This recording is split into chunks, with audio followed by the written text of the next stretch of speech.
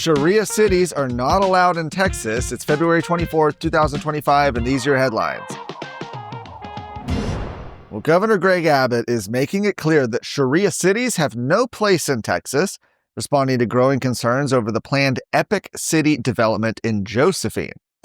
The controversy erupted after reports surfaced that the East Plano Islamic Center is developing a 402-acre planned community centered around a mosque and an Islamic school.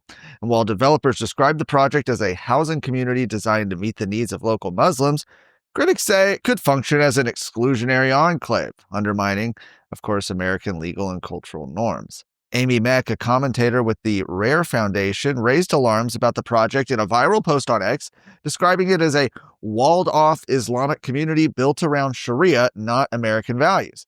She also alleged that the federal government was indirectly subsidizing the project through tax deductions, as homebuyers would be contributing to the construction of religious facilities.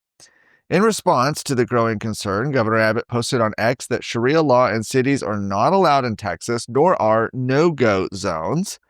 He said that the project as described wouldn't be allowed. Abbott's statement reinforces existing state law that already prohibits the application of foreign legal codes, including Sharia law, in Texas courts. In 2017, Abbott signed House Bill 45, which explicitly bans Texas judges from enforcing foreign law, such as Sharia, in family law cases. After the Texas Lottery Commission announced this morning that it would take steps to ban online lottery courier sales, Lieutenant Governor Dan Patrick issued a sharp rebuke, accusing the agency of years of negligence and calling its sudden decision a political maneuver to avoid further scrutiny. Now, the announcement came just hours before the Senate Finance Committee was scheduled to take up Senate Bill 28 this afternoon. That's by Bob Hall. It would ban online lottery courier sales, raising questions about whether the agency was trying to preempt legislative action. Lieutenant Governor Patrick made clear in a series of social media posts that the Senate's investigation into the Lottery Commission, though, is far from over, warning that if confidence in the agency isn't restored, lawmakers in the Senate may move to abolish the Texas lottery altogether. He wrote, "The truth is, the only reason the Lottery Commission acted today was clearly because I exposed the courier services and the commission when I showed up at one of the courier stores last week. Suddenly, they found religion and now want integrity in their game." Well, the controversy came to a head last week when an $83 million Lotto Texas jackpot was won via a ticket purchased through a courier.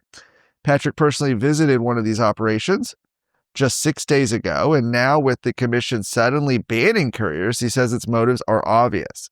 Patrick warned that the commission's sudden reversal would not stop the Senate from investigating, while Executive Director Ryan Mindell framed the decision as a move to protect the integrity of the lottery. Patrick and others are arguing it's merely an attempt to get ahead of the scandal. Hey folks, Chris Salcedo here. I've got something special for you, the Salcedo Storm podcast.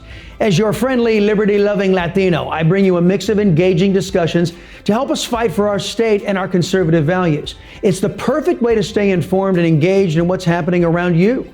So, what are you waiting for? Don't miss out on the storm of information and entertainment coming your way. The Salcedo Storm podcast, available wherever you get your podcasts.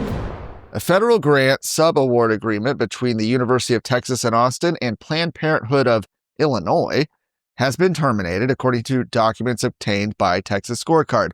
The contract termination, signed by UT Austin's Associate Director of Contracting on February 11th, is set to take effect on February 28th. Well, in a January letter addressed to the UT Austin Dean of the School of Social Work, Representative Chip Roy questioned the university's appropriation of funds to the organization. According to USAspending.gov, UT Austin distributed the funds from a $2 million grant awarded to the university by the Department of Health and Human Services to evaluate Thrive, which is a teenage pregnancy prevention program. That's how it's listed anyway.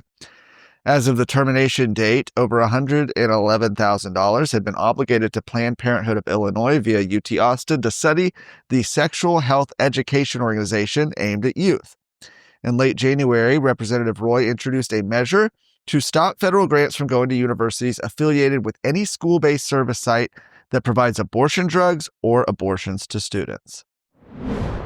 For more of today's stories, go to TexasScorecard.com.